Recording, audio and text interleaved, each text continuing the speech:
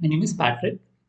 This video is to tell you the common mistakes that are to avoid during the CAT 2023. A lot of you are writing CAT examination, and there are some mistakes that people end up doing on a regular basis every year, because of which the CAT paper does not go well. So this is just to inform you of that so that you can avoid it and do your best in the exam. During the CAT, don't panic if the CAT is not going as per plan. It's a common thing. I mean, you write the CAT and suddenly you find that, oh, the paper is a little different from what you expected.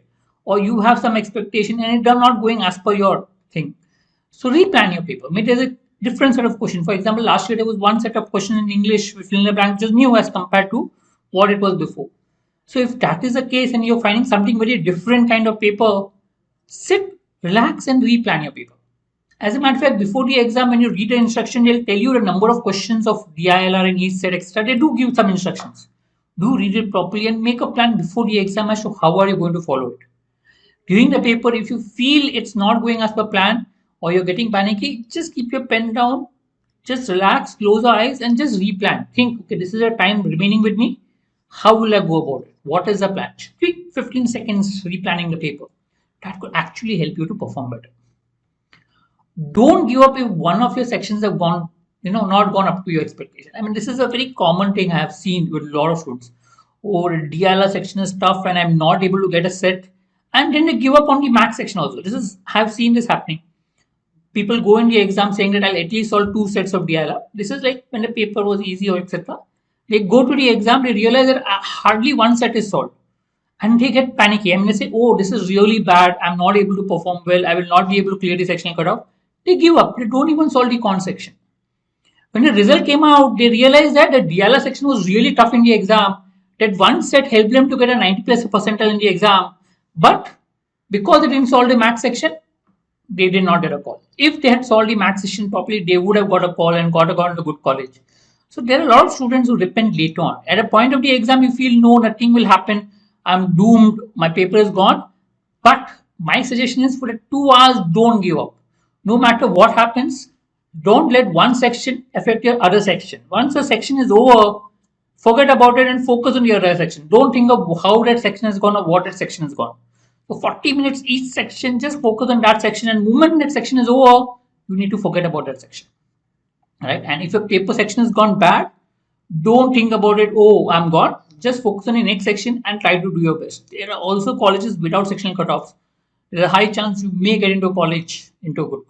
But don't give up. A lot of people give up, and because of which, if the paper is different or tough, the cutoffs may actually come down, and that will help you.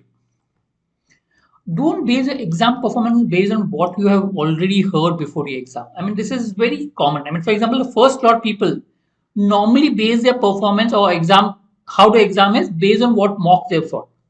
So if their mocks have been tough, but the paper has been easy comparatively, or then they believe that, okay, they're doing well, but it may not be the case. It may only be that the paper is easy and therefore they're performing better. Similarly, if the actual paper has been tougher than the mock, then people believe, oh, I'm not doing well and tend to give up. Don't do that. Paper is in front of you. Whatever the paper is, try to do your best. It is more so for the second and third slot. This is what I've seen. I mean, people who go for the second and third slot, they listen to whatever feedback you get from the first slot and go to the second and third slot. But if a difficulty level of the second and third slot is really different from the first slot possible, then the number of questions you solve will be different. You should not panic because of it. Giving you an example, I mean, there have been people who went to the second slot, okay, in one of the papers like last year, and people in the first slot came and said, oh, the paper is okay, decent. I mean, you solved so much, 2 sets of DLR, you will be okay with it, perfectly all right. So people who were very good, they went to the exam saying that, oh, I need to solve at least 2 sets of DLR. They give the exam, but in the exam, they can only solve 1 set of DLR, and they panic. Oh, they said that it was 2 sets of DLR and I can only solve 1 set of DLR, and they panic, and because of that, they tend to give up. When they come out, they realize that their paper was a little tougher than what it was before, or the actual 1 set was sufficient to clear the cutoff, and they realize that, okay, they gave up the paper for no rhyme and reason. So don't base your performance based on what you have heard before the exam. Your exam is fresh, new. Do your performance, do your well. So remember, if the paper is tough for you, it is tough for everyone.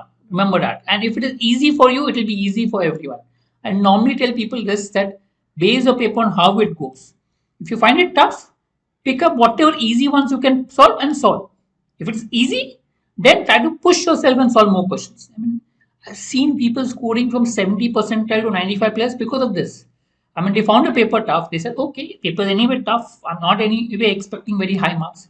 If they focus on getting a few questions right, they get a few questions right, and when the results come out, they realize that the percentile is very high because they ensured that they solved a few questions which was there.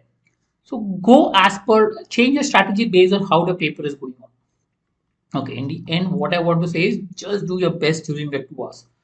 Don't try to worry too much about how others have done, how you have done, etc. Just ensure that you have done the best, and that will help you a lot. Okay, remember all is well. I mean, that will help hopefully relax. Whatever happens, happens for the best, is what I also believe. I mean, no matter what happens in the examination, just do your best in the 2 hours without getting stressed saying that, oh, it should not happen that, oh, if I do badly, everything is lost. No, ensure that you will do your best, and that's all matters. I mean, as long as you're given your best in your preparation, I'm sure you'll do your best in the examination. Right?